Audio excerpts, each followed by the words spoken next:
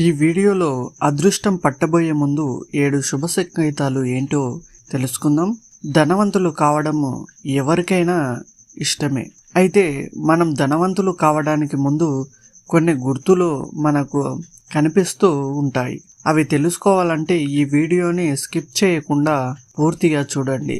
కరుంగలి మాల ధరించడం వల్ల కార్యసిద్ధి, వ్యాపార వృద్ధి, ఆర్థిక వృద్ధి, ఇక భార్యాభర్తల మధ్య ఐక్యత, మనశ్శాంతి, కులదేవత యొక్క అనుగ్రహము, నవగ్రహ దోష నివారణ జరిగి మీపైన ఉన్నటువంటి నెగిటివ్ ఎనర్జీస్ మొత్తం పోయి మీరు త్వరగా కోటీశ్వర్లు కావాలంటే ఈ మాలని తప్పకుండా ధరించండి. ఈ మాల కావాలనుకుంటే నేను లింక్ డిస్క్రిప్షన్లో ఇచ్చాను, ఒకసారి చెక్ చేయండి. ఇక వివరాల్లోకి వెళ్తే లక్ష్మీదేవిని ధనలక్ష్మిని కూడా అంటారు. ఎవరి ఇంట్లో అయితే లక్ష్మీదేవి నివాసం ఉంటుందో వారి ఇంట్లో ధనధాన్యానికి ఎప్పుడూ కూడా కొరత అనేది ఉండదు. ఇక వారి జీవితంలో సుఖశాంతులు కలిగి ఉంటారు. ప్రతిదినము శ్రీ మహావిష్ణువు లక్ష్మీదేవికి పూజలు చేసినప్పుడు కూడా ధనం వస్తుంది. అదే రీతిగా శ్రీ మహావిష్ణువు లక్ష్మీదేవి కృపతో ధనధాన్యములతో పాటు సమాజంలో మంచి గౌరవ మర్యాదలు దొరుకుతాయి. అలాంటి వారికి పేరు ప్రతిష్టలు కూడా లభిస్తాయి. ఇక జ్యోతిష శాస్త్రంలో చెప్పబడిన రీతిగా ఏ వ్యక్తి మీద అయితే లక్ష్మీదేవి యొక్క కృప ఉంటుందో ఆ వ్యక్తికి ధనం ఎప్పుడూ అధికంగా రావడానికి ఆస్కారం ఉంటుంది. దానికి ముందు శుభ సంకేతాలు కనిపిస్తాయి. మీకు కూడా అలాంటి సంకేతాలు కనిపిస్తే మీరు త్వరలో కోటీశ్వరులు కాబోతున్నారని గుర్తుంచుకోండి.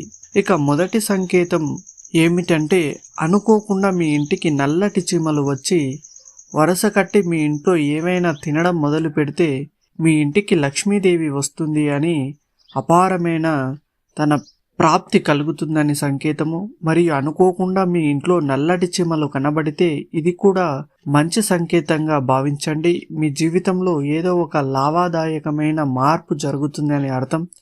మరియు మీ కుటుంబానికి మేలు జరుగుతుందని కూడా గుర్తుపెట్టుకోండి. అంతేకాకుండా నిర్ణయించిన కాలం వరకు అవి వస్తూ ఉంటాయి. అవి రావడం శుభ సూచికంగా భావిస్తూ ఉంటాం. వాటికి ఆహారముగా పిండిని వేస్తూ ఉండండి. ఇక రెండవ సంకేతము 2 పక్షులు ఒక చెట్టు మీద తమ గూడు కట్టుకోవడం ఎంతో ఇష్టపడతాయి. కానీ ఈ రోజుల్లో ఒక స్థానం అని లేకుండా ఇంటి కిటికీల మీద, ఇండ్ల మీద కూడా వాటికి గూడు కట్టుకుంటున్నాయి. పక్షులు గూడు కట్టుకోవడం మన ఇళ్లల్లో కూడా చూస్తాము. మరియు తేనె తెట్టే కట్టడం కూడా చూస్తాము. పురుగు గూడు కట్టుకోవడము, పక్షి గూడు కట్టుకోవడము శుభ సంకేతానికి గుర్తు. వాస్తుశాస్త్రంలో పక్షి, పురుగు ఇంట్లో గూడు కట్టుకోవడము శుభదాయకం అని రాయబడింది. మీ ఇంట్లో పక్షి గూడు కట్టుకోవడం చాలా శుభదాయకం.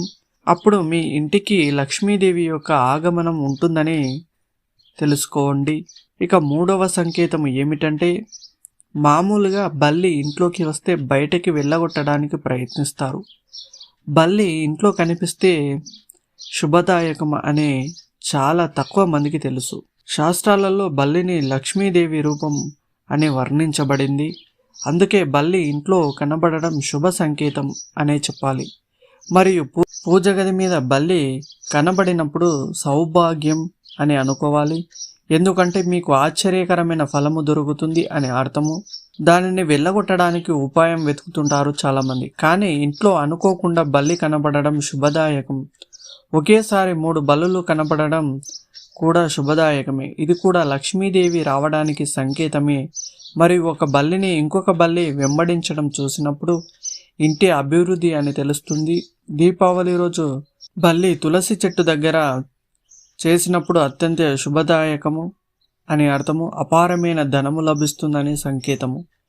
ఇక 4వ సంకేతం ఏమనగా మామూలుగా మన అరచేతిలో కానీ అరికాలలో కానీ దురద పెట్టడం అంతగా పట్టించుకోము. కానీ మన పెద్దలు అంటారు అరచేతుల్లో అరికాలలో దురద పెట్టడం శుభ అశుభ సంకేతం అని అంటారు. కానీ మనము దాని విషయం అంతగా పట్టించుకోము. కానీ సాముద్రిక శాస్త్రము చాలా ప్రాముఖ్యంగా విషయం తెలుపబడింది. ధనప్రాప్తి కలగవచ్చు, లేక ధనము మన హాని కూడా కలగవచ్చు. ఇక్కడ మనము ఏ చేయి దురద పెడితే ఏం జరుగుతుందో తెలుసుకుందాం. ఎడమ చెయ్యి దురద పెట్టినప్పుడు తన ప్రాప్తి కలుగుతుంది అని అర్థం, మరియు అతి తొందరలోనే ఎక్కడ నుండైనా ధనప్రాప్తి కలుగుతుంది అని తెలుసుకోవాలి. ఎప్పుడైనా ఎడమ చెయ్యి దురద పెట్టినప్పుడు మంచి లాభం కలుగుతుందని గుర్తుపెట్టుకోవాలి. ఇక 5వ సంకేతం ఏమనగా కలలో చీపురు, గుడ్లగూబ, ఏనుగు, ముంగీస, శంఖము, బల్లి, నక్షత్రము, పాము కనబడితే ధనప్రాప్తి కలుగుతుందని సంకేతం.